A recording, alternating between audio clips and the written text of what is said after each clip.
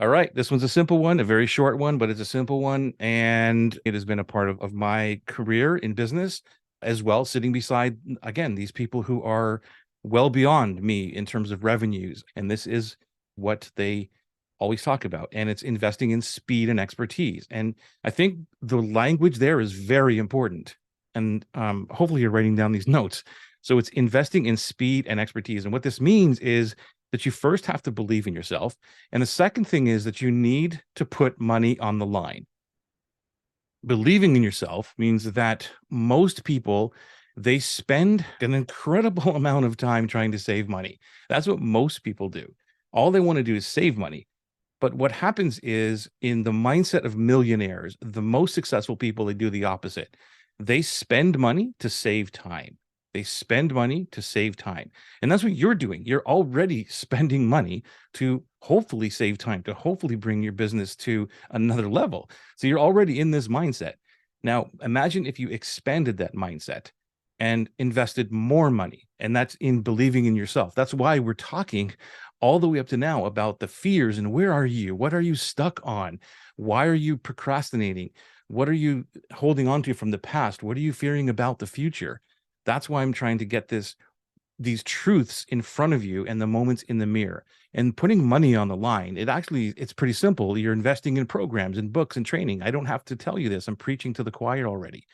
And when you hire experts and coaches, because you're focused on the right things, that's our job. That's my job, is to narrow down and focus you on what is the right thing, because there are experts who can help you. For example, I don't know, you wanted to be an Instagram person, and then like there's a person who knows Instagram inside and out, then you would know this is what I need and this is how I'm going to grow. Does that make sense?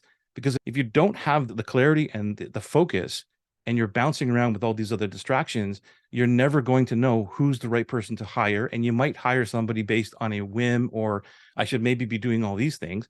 And it never really works because there's no focus. The reason you're doing this is because you get the skills faster than anyone else.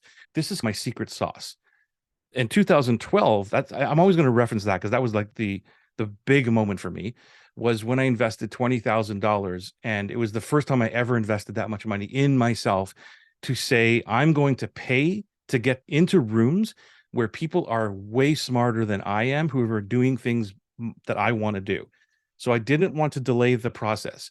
The faster you pay your way into success, the faster you will get success. It's weird, but if you pay your way into success, it's always waiting for you. And the biggest mistake that people make is thinking that we're done. And this is where, again, I'm not pointing any fingers, because this is me. This is my life. I was thinking I've already gotten here. And it's not that we're ever done. You're never done.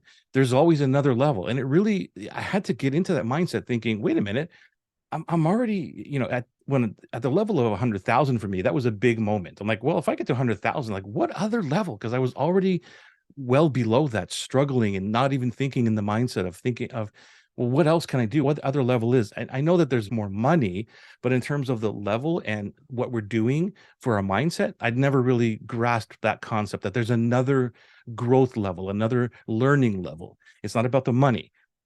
So you're never done. And there's no happily ever after. There's no, well, once I get here, everything's going to be fine. And again, this is what millionaires, they know this, that there's no happily ever after. It's not to say that your life is always going to be crappy. It's not that at all. But if you have this grandiose idea of, once I do this, then no other problems. Remember, I think we talked about it yesterday, that if you're looking for a life with no problems, that's not the way to look at it. You want a life with good problems to figure out. And we spend our lives in the pursuit of that happily ever after. Most of us, we're always looking for that.